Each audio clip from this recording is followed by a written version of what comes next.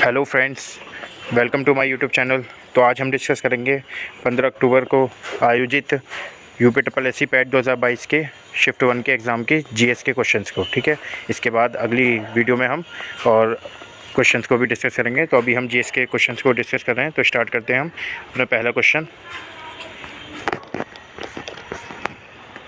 चलिए स्टार्ट करते हैं। सबसे पहला क्वेश्चन नंबर है हमारा 26।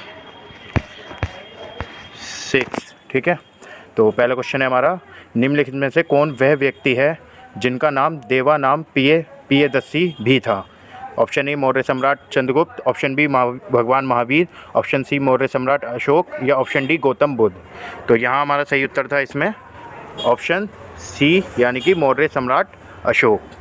प्रश्न नंबर 27 है हमारा, संगमरमर पर पित्तरा ड्यूरा या फिर पित्तरा दूरा या रंगीन पत्थर की जड़ाई का काम किसके शासनकाल में हुआ?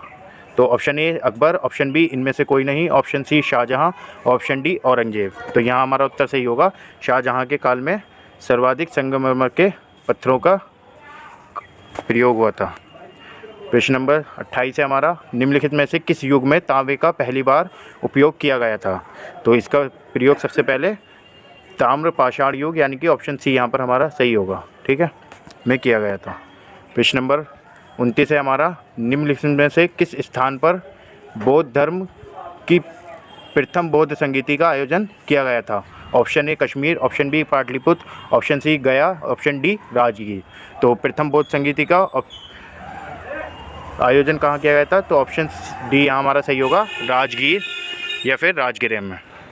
प्रश्न नंबर 30 है हमारा, डांडी नामक यात्रा के दौरान निम्नलिखित में से किस सामाजिक कार्यकर्ता ने गांधी जी को आंदोलनों को केवल पुरुषों तक सीमित रखने के लिए राजी किया था? तो इस ऑप्शन में अभी डाउट है, तो हम इसको डाउट में रखेंगे, अब कुछ देर बाद इसका उत्तर आपको बताएंगे।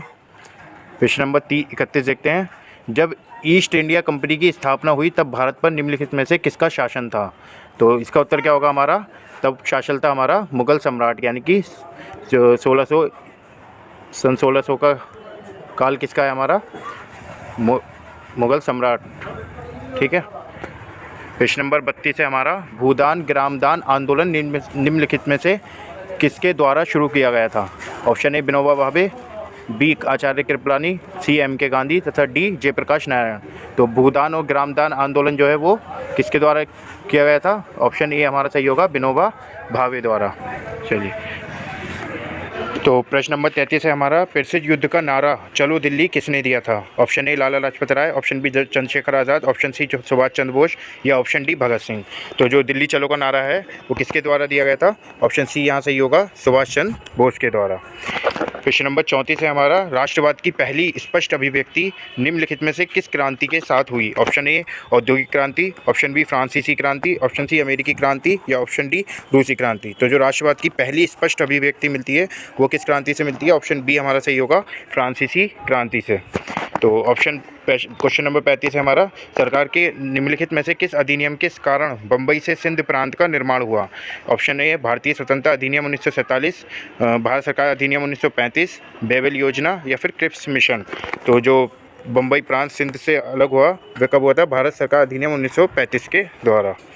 प्रश्न नंबर 36 है हमारा, भारतीय मानक समय ग्रीनविच माध्य यानी कि जीएमटी से कितना आगे है? तो यहाँ सही होगा, सभी को पता है लगभग, तो ऑप्शन डी यहाँ हमारा सही होगा, 5.5 घंटे। प्रश्न नंबर 37 है हमारा, निम्नलिखित में से कौन जनसंख्या वितरण को प्रभावित करने वाला आर्थिक कारक नहीं है? ठीक है, तो जनसंख्या के प्रभावित करने का आर्थिक कारण इनमें से कौन सा नहीं है? शहरीकरण, खनिज, औद्योगिकरण, या फिर पानी की उपलब्धता। तो यहाँ हमारा ऑप्शन सही होगा, ऑप्शन नंबर बी, यानी कि पानी की उपलब्धता जो है वो आर्थिक रूप से प्रभावित करने वाला कारक नहीं है जनसंख्या के वितरण को। प्रश्न नंबर 38 है हमारा, विश्व की सबसे ऊंची चोटी माउंट एवरेस्ट किन के बीच है, यानी कि किन दो देशों के बीच है? तो भारत और नेपाल, इनमें से कोई नहीं, भारत और भूटान, या फिर नेपाल और तिब्बत। तो यहाँ हमारा उत्तर होगा प्रश्न नंबर 38 का ऑप्शन डी सही होगा, नेपाल और तिब्बत के बीच माउंट एवरेस्ट स्थित है।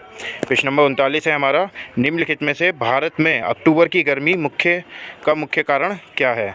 तो इसका ऑप्शन है भारत में गंगा के मैदानी इलाकों में अल्पदाब, गर्म और शुष्क मौसम, उच्च आर्द्रता से जुड़ा उच्च तापमान, निम्न वेग हवाएं। तो मेरे हिसाब से इसका आंसर होगा ऑप्शन ए, ठीक है। लेकिन इस पे अभी डाउट है तो कंफर्म नहीं है ये, ठीक है। प्रश्न नंबर 40 देखते हैं हम। किसी भी विकासशील अर्थव्यवस्था के प्रारंभिक चरणों में अधिकांश गतिविधियां क्षेत्र से संबंधित हैं। तो जो अर्थव्यवस्था के क्षेत्र होते हैं हमारे, तो उसमें ऑप्शन ए हमारा द्वितीयक, ऑप्शन बी सूचना प्रौद्योगिकी, सी प्राथमिक और ऑप्शन डी तृतीयक। तो विकासशील देशों की जो अर्थव्यवस्था होती है वो ज़्यादातर किस क्षेत्र पर निर्भर होती है? प्राथमिक क्षेत्र पर। तो इसका ऑप्शन सी हमारा उत्तर सही होगा। तो प्रश्न नंबर 41 है हमारा, निम्न में से कौन सा हरित क्रांति की रणनीति का हिस्सा नहीं था? रासायनिक उर्वरक और पीड़कनाशी, या फिर ये सभी, और ऑप्शन सी उच्च दाब देने वाली किस्मों के बीज, या फिर सिंचाई। तो यहाँ उत्तर सही होगा हमारा ऑप्शन बी, यानी कि ये सभी, ठीक है। और प्रश्न नंबर 42 है, निम्नलिखित में से किस नदी को बिहार का शोक कहा जाता है? Option A Damodar, option B Kosi, option C Hooghly, option D Ghaghara. तो यहाँ उत्तर सही होगा हमारा ऑप्शन बी, यानी कि कोसी नदी को बिहार का शोक कहा जाता है। प्रश्न नंबर 43 है, भारत की पंचवर्षीय योजनाओं को अंतिम स्वीकृति निम्नलिखित में से किसके द्वारा दी गई थी? तो जो पंचवर्षीय योजनाओं को स्वीकृति दी गई थी वो किसके द्वारा दी गई? ऑप्शन डी हमारा सही होगा, राष्ट्रीय विकास परिषद के द्वारा। प्रश्न नंबर 44 है हमारा, भारत की संघ कार्यकारिणी में निम्नलिखित में से कौन शामिल नहीं है? तो संघ की बात हो रही है, तो यहाँ पे ऑप्शन बी जो है वो हमारा सही होगा कि राज्यों के जो मुख्यमंत्री हैं वो राज्य कार्यकारिणी में सम्मिलित होते हैं, ना कि संघ में, ठीक है। तो ऑप्शन बी यहाँ उत्तर सही होगा। प्रश्न नंबर 45 है हमारा, निम्नलिखित में से कौन एक वाणिज्यिक बैंक नहीं है? तो option A HSBC, option B SIDBI, option C Bharatiya State Bank, या ऑप्शन डी ICICI बैंक। तो सिडबी जो है वो हमारा एक वाणिज्यिक बैंक नहीं है, ठीक है। चलिए, प्रश्न नंबर 46 है हमारा, निम्नलिखित में से कौन सा सार्वजनिक क्षेत्र का उपक्रम संसद के तहत एक विशेष कानून पारित करके स्थापित किया गया है? ऑप्शन ए विभागीय उपक्रम, ऑप्शन बी इनमें से कोई नहीं, ऑप्शन सी वैधानिक उपक्रम निगम, या फिर ऑप्शन डी एकल स्वामित्व।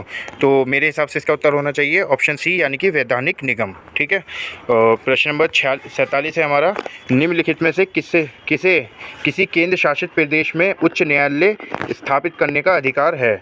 ऑप्शन ए सर्वोच्च न्यायालय, ऑप्शन बी इनमें से कोई नहीं, ऑप्शन सी संसद, ऑप्शन डी राष्ट्रपति। तो जो उच्च न्यायालय स्थापित करने का शक्ति है वो किसको है, या अधिकार है, वो है ऑप्शन सी हमारा सही होगा, संसद को, ठीक है। तो प्रश्न नंबर 48 है हमारा, निम्नलिखित में से कौन सा अनुच्छेद भारतीय संविधान में सर्वोच्च न्यायालय की स्थापना और गठन के बारे में है? Option A 120, option B 124, option C 118 और ऑप्शन डी 122। तो जो सर्वोच्च न्यायालय के स्थापना से संबंधित है वो है हमारा ऑप्शन बी, यानी कि 124, ठीक है। प्रश्न नंबर 49 है हमारा, किसके पास मौलिक अधिकार को लागू करने की शक्ति है? ऑप्शन ए सर्वोच्च न्यायालय और उच्च न्यायालयों, ऑप्शन बी इनमें से कोई नहीं, ऑप्शन सी संसद के सदस्यों द्वारा, या ऑप्शन के डी राष्ट्रपति के पास। तो यहाँ उत्तर सही होगा हमारा ऑप्शन ए सर्वोच्च न्यायालय और उच्च न्यायालयों पर, ठीक है। प्रश्न नंबर 50 है हमारा, ये भारत में राष्ट्रीय मानवाधिकार आयोग निम्नलिखित में से किस मंत्रालय के अधीन है? ऑप्शन ए गृह मंत्रालय, ऑप्शन बी इनमें से कोई नहीं, ऑप्शन सी रक्षा मंत्रालय, या ऑप्शन डी वित्त मंत्रालय। तो मेरे हिसाब से जो मानवाधिकार आयोग है वह स्वतंत्र आयोग है, तो इनमें से कोई नहीं होगा, ठीक है। तो प्रश्न नंबर 51 है हमारा, न्यूमोनिया मानव शरीर के निम्नलिखित में से किस अंग को प्रभावित करता है? ऑप्शन ए वृक्क, ऑप्शन बी हृदय, ऑप्शन सी फेफड़े, ऑप्शन डी यकृत। तो जो निमोनिया है वो हमारे फेफड़ों को प्रभावित करता है, तो ऑप्शन सी हमारा यहाँ उत्तर सही होगा। प्रश्न नंबर 52 है हमारा, निम्नलिखित में से कौन सा वनस्पति रेशा नहीं है? Option A jute, option B flax, option C cotton, या ऑप्शन डी नायलॉन। तो यहाँ हमारा उत्तर सही होगा ऑप्शन डी नायलॉन, ठीक है। प्रश्न नंबर 53 है, तारों का रंग निम्नलिखित में से किस पर निर्भर करता है? ऑप्शन ए दबाव, ऑप्शन बी वायु प्रदूषण, ऑप्शन सी उसके तापमान, ऑप्शन सी डी पृथ्वी से उसकी दूरी। तो जो तारों का रंग है वो किस पर निर्भर करता है? उसके तापमान पे, ठीक है। प्रश्न नंबर 54 है हमारा, निम्नलिखित में से कौन सी गैस ग्लोबल वार्मिंग के लिए जिम्मेदार है? ऑप्शन ए संपीड़ित प्राकृतिक gas, option B oxygen, option C greenhouse gas, option D piped प्राकृतिक गैस। तो इसका उत्तर होगा हमारा ऑप्शन सी, यानी कि ग्रीन हाउस गैस है।